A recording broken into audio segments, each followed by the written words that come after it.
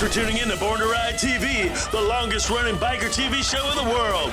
This week, it's Game Over Cycles, the unbelievable tattooed motorcycle, the Recidivist, comes to life. All this and more here on Born to Ride TV.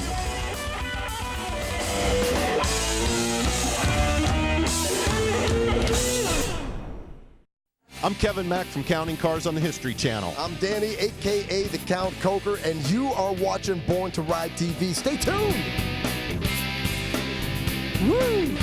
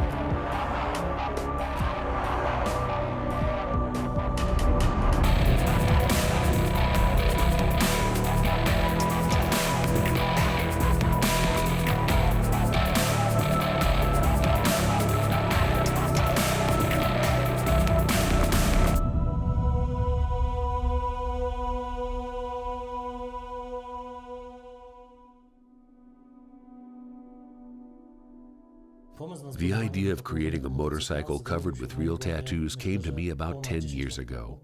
I'm tattooed myself, and I think people have tattoos in order to express their character, just as they paint their motorcycles in a way fitting to who they are and what they like. Some people like skulls, others like flames, and they show that through their bikes. It's been known for a long time that leather can be tattooed, so one day I thought, why not? Let's cover the whole bike in leather and ink it.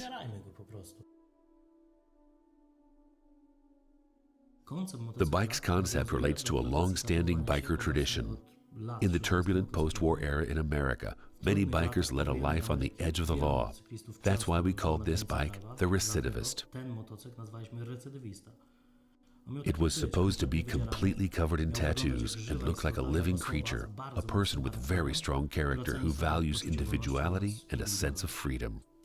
To give this bike a very specific old-school style, we had to create the frame from scratch. To relate the bike's construction to the original idea, we couldn't make just a regular frame, so we made it to resemble the shape of the human spine, which nicely fits with the tattoos covering the human body.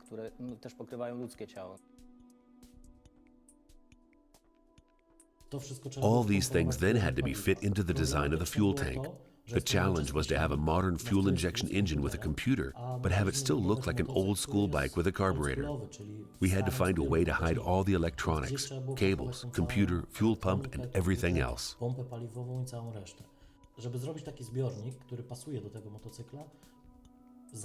In order to create the tricky fuel tank, we started by forming it out of styrofoam. This was a much better option than first building it in metal, as metal is much more difficult to work with. We fit it to the bike in a 1-to-1 scale. Then we looked at it from all possible angles and evaluated how it all fit and looked. Once the styrofoam tank was ready, we moved on to another material, wood. With wood, we could create a form that could be put into the final steel rendition. So we cut the styrofoam into small pieces, replicated the shapes in wood, polished it all up, and made one side of a fuel tank, then mirrored that, which eventually gave us the completed tank. One part of the tank is for fuel, while the other part is where you installed all the electronics, maintaining the overall look of a traditional fuel tank.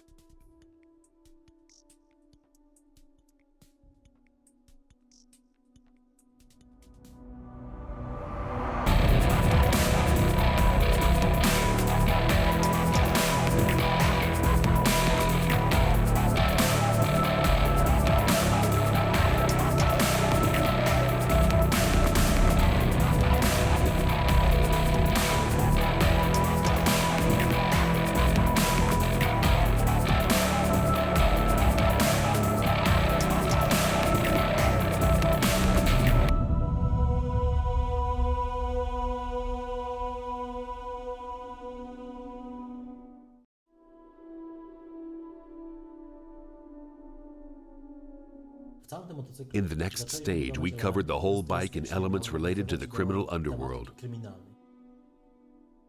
We started with the gear shift, which is an infamous suicide shifter made from a crowbar. The clutch and brake levers are formed in the shape of butterfly knives. The brake pump lever is in the shape of a symbol used in legal code. The front brake calipers look like handcuffs. We drew them in a 1-to-1 scale. Then we designed it on a computer and put it into a CNC milling machine, which milled the calipers out of aluminum.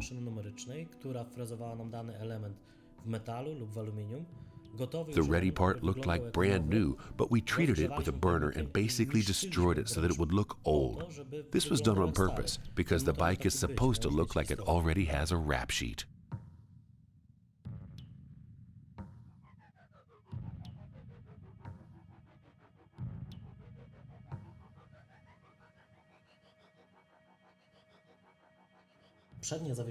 The bike's front suspension looks like a traditional old-school coil tattoo machine. We didn't want to cover it with anything, so we took 2 pistons and wrapped them with copper wire, imitating coils from a traditional machine. Inside there are pistons, springs, even hardness regulation. But we had to fit it in a way so that its looks would resemble that of a traditional coil tattoo machine, while being a fully operational trapezoidal bike frame.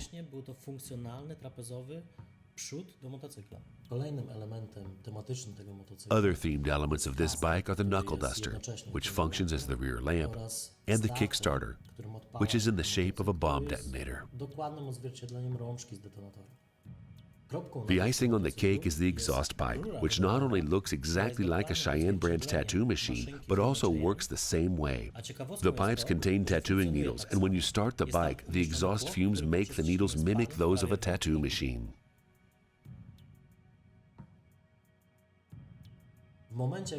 When we started covering the bike with leather, I realized just how large an area I'd have to tattoo.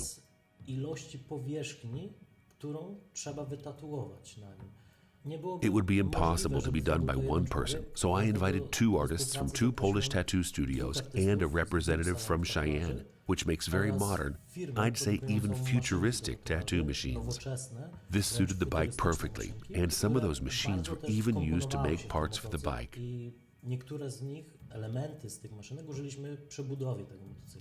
When we heard about the idea of building a motorcycle that should combine the 2 worlds of tattooing and biking, we were directly interested in this project. And the fact that the bike will get tattoos on its leather skin made it perfect for us.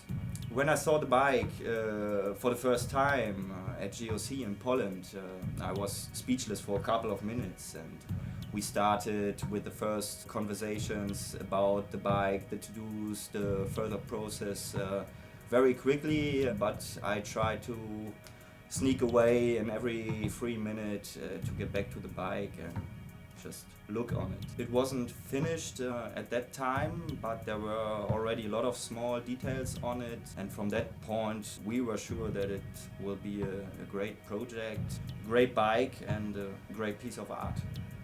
We are very proud to be part of the Cheyenne Bike project, and we want to thank Game Over Cycles for giving us the chance to get involved.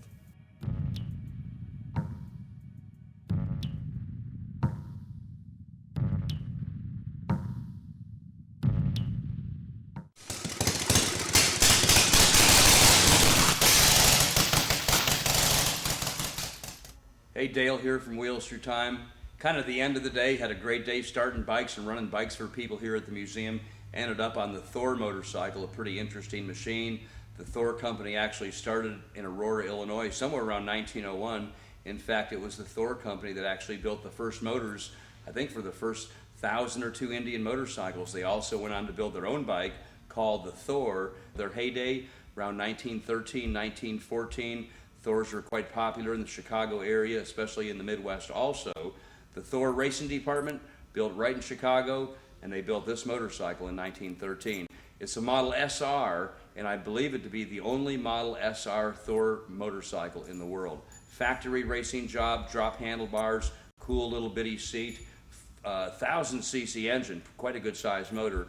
This machine is equipped with a clutch. You can actually drive this bike. In fact, Earlier this year, I took this bike at the Indianapolis Motor Speedway, taught a fellow how to ride it. They were using the bike for some of their PR work for the upcoming MotoGP race. Love the Thor motorcycle. I've had it for probably about 12 or 13 years. I found it in really mostly original condition, although it was disassembled. I very carefully went through the engine. It runs perfect. What a rare bike.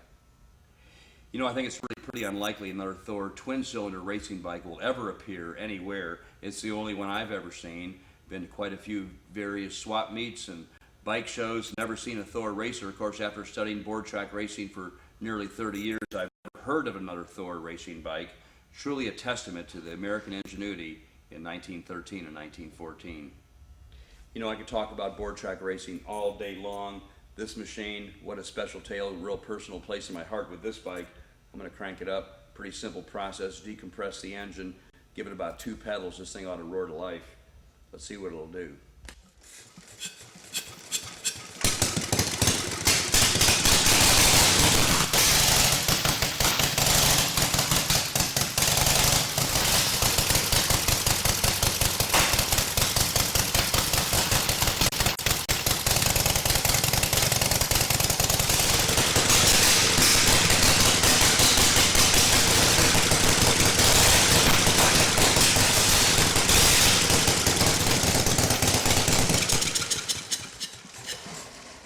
You know, when I rode this bike at the Indy Speedway, I had it up to 67 miles an hour, had it clocked with one of the Honda Repsol replicas. Truly great bike, a real piece of American history, the model SR Thor.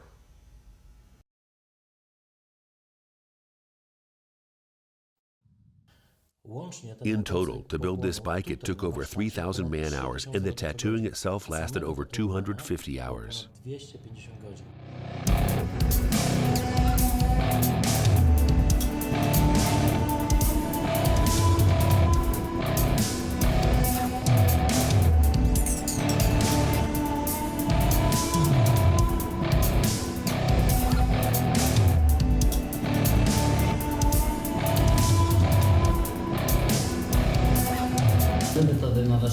I like new challenges. I like to face things which at the start seem impossible or very difficult to do. And this project was that kind of challenge. Working on this bike was a cool experience and a learning process. Both of us complement each other on doing it together. We tried various techniques on how to apply ink on such a raw and hard material as leather. It's not the same as with human skin. The tattooing of this bike is as important as tattooing a client's skin, because in each case, you only do it once. The whole bike is covered in over 4 square meters of tattooed leather. All the tattoos are coherent and relate to the criminal theme. There's only one tattoo which doesn't really suit the bike. It's a card with a piece of H.R. Geiger's art placed on the fuel tank. It was very important to me to have it on the bike because Geiger is an artist who inspires me when I build my bikes. That means a lot to me.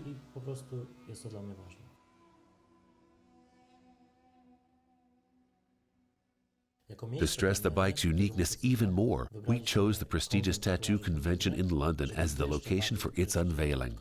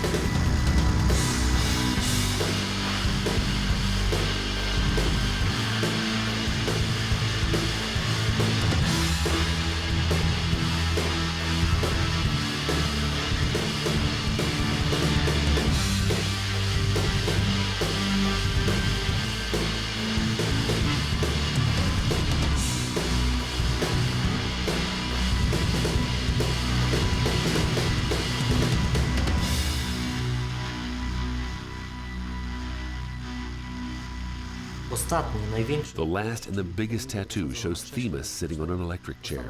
We decided to tattoo it live during the London show. It took more than 40 hours over 2 days for 2 tattoo artists to make it, but this way the audience could see how hard it was.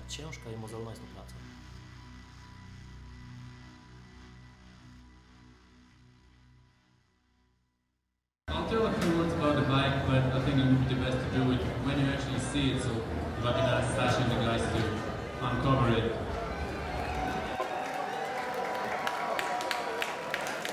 We cannot start the bike here, but if we started the bike, the needles are actually moving, just like in a tattoo machine. Lots of people gathered around our stand. Event visitors, media reporters, even other tattoo artists who were doing tattoos during the event. Everybody was amazed. It was sort of a sensation. Of course, there were artists from all over the world and a large number of amazing tattoos, but a tattooed bike being tattooed live on stage, this was the only one. Shortly after that, the buzz around the bike began. The press started writing about it. The bike got featured on the covers of Bike, Tattoo, and daily magazines all over the world. There are thousands of photos on the internet and a number of TV news reports. The Recidivist is the world's first tattooed motorcycle, so I think the buzz around it has only just begun.